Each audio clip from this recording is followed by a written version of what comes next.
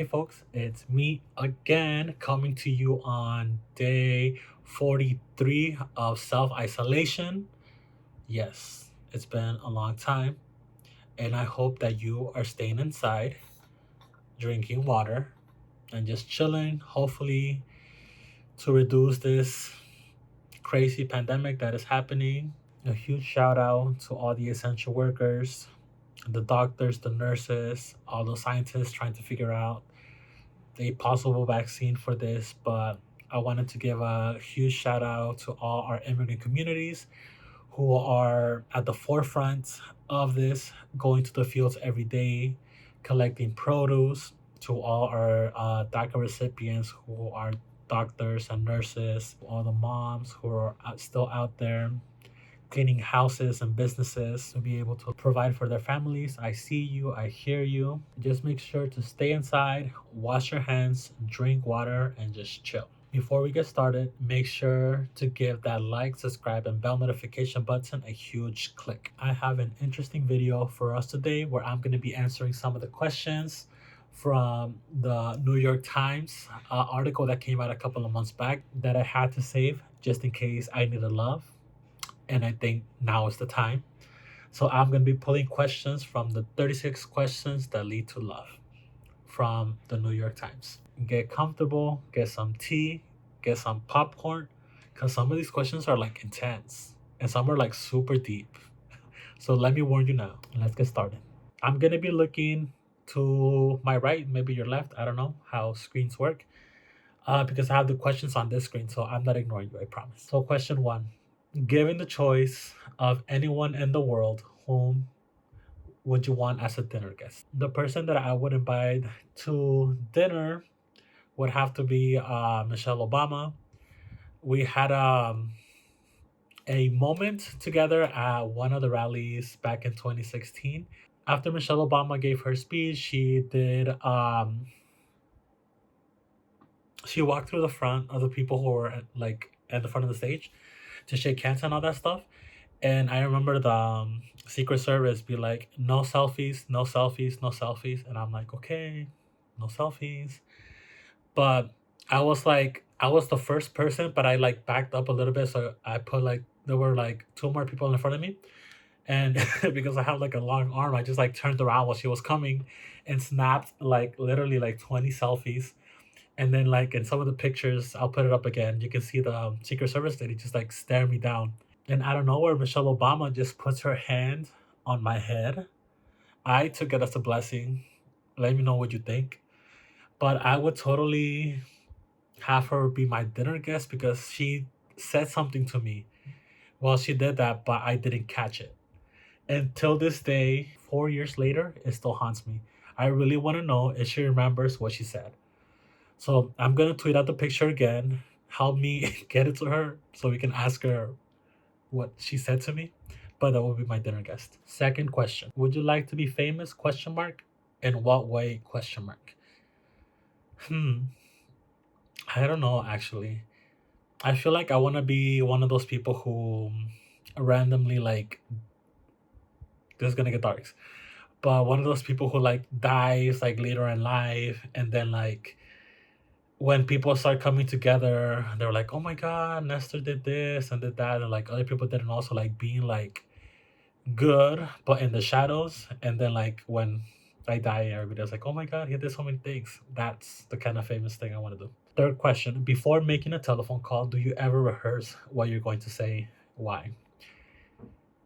Yes, just because English and Spanish is hard, and I want to practice getting everything out so it makes sense. You know what I mean? Like the start of this video, it took me like 20 tries, so that's just a lot. But I just feel like the more you rehearse before you make a call, and if it's an important call, it helps get your like mind together. Like, cause at the end of the day, when I rehearse, I completely say the opposite, but it helps me like calm down. Question four: what would constitute a perfect day for you? Okay, a perfect day. Waking up in a house full of windows, with like your cobertor San Marcos, your cobija San Marcos, around like 9 or 10 a.m. You just wake up, you have your coffee, go out to brunch with some friends, and then go out either to like go shopping or go to a park or just chill at a friend's house, and then coming back home, getting ready to go to a fancy dinner and maybe clubbing depending on how I'm feeling. I used to go clubbing back in the day when I was younger. But, a night of fun with some friends, a very chillaxed day, that would be the perfect day for me. Five, when did you last sing to yourself or to someone else? Usually I'm singing all the time. It's mostly to myself because we've been in quarantine for 43 days now. Um, I actually had a karaoke party over Zoom the other day, so that was fun. So every day I sing to myself for sure. Question six.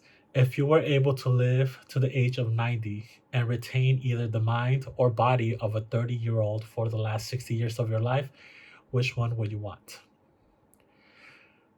I honestly would take the body of a 30-year-old because I just want to be a daddy. Can't help myself. Seven. These are about to get real, so like get some popcorn, take a seat, get comfortable. Seven. Do you have a hunch about how you will die? Hmm. I do have a hunch of how I will die. I feel like ever since I was a little kid, I would have really graphic dreams.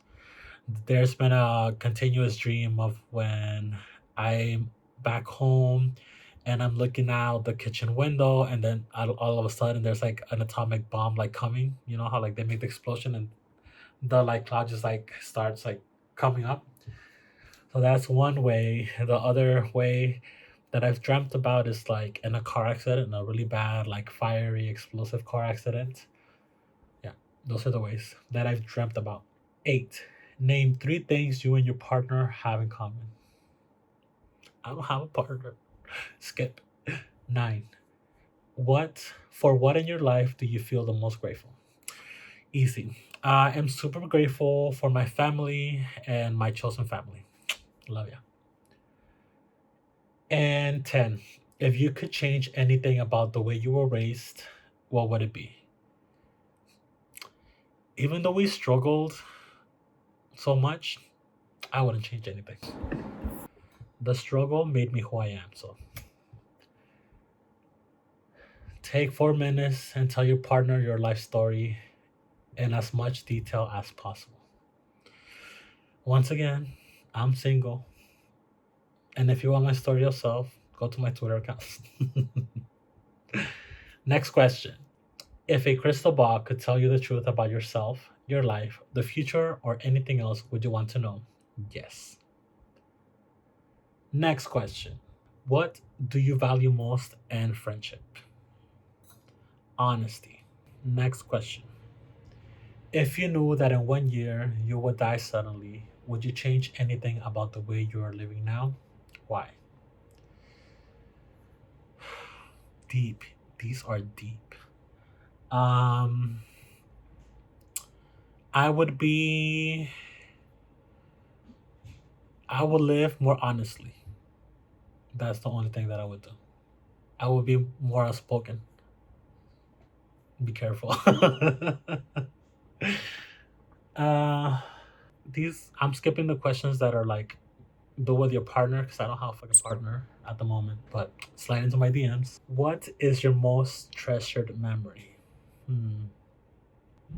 I have a lot. I really can't pick one. I would have to say like all those like moments that are like I spent with like my family and my friends where we're just chilling and it just felt like home. You know that feeling? Those are my most treasured memories. What is your most terrible memory? Oof. Oof. Let me see. Do I have some? Do I have a terrible memory? I mean, I feel like I have so many, like from back in school. I remember this particular time in middle school where I fell. like literally like in the courtyard during lunchtime. Fucking embarrassing. Oh my god, so embarrassing. Like every time I think about it, I fucking cringe. Ugh, never in my life. Never in my life. Do I have any more terrible memories to share? I'm sure I do. I'm sure I do, but I'll keep them to myself for now. Love it. Is there something that you dreamed of doing for a long time? Why haven't you done it?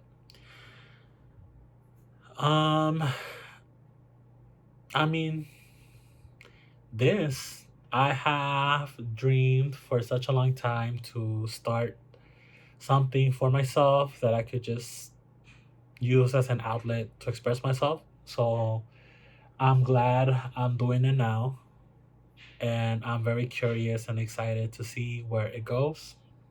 So subscribe, like it, so you can see where it goes with me. Last question. If you could wake up tomorrow having gained any one quality or ability, what would it be? If I could wake up tomorrow having gained one quality or ability, what would it be? Quality or ability? I don't know if they want me to be realistic here. If you could wake up tomorrow having gained one quality or ability, I want to gain like an ability to convince people. I want to be able to walk into a room of people and have just like those conversations and being able to convince somebody of like X thing. The only thing that comes to mind right now is like fundraising. I want to be able to like walk up to people and be like, hey, this is what's going on, like hook it up, give us some money.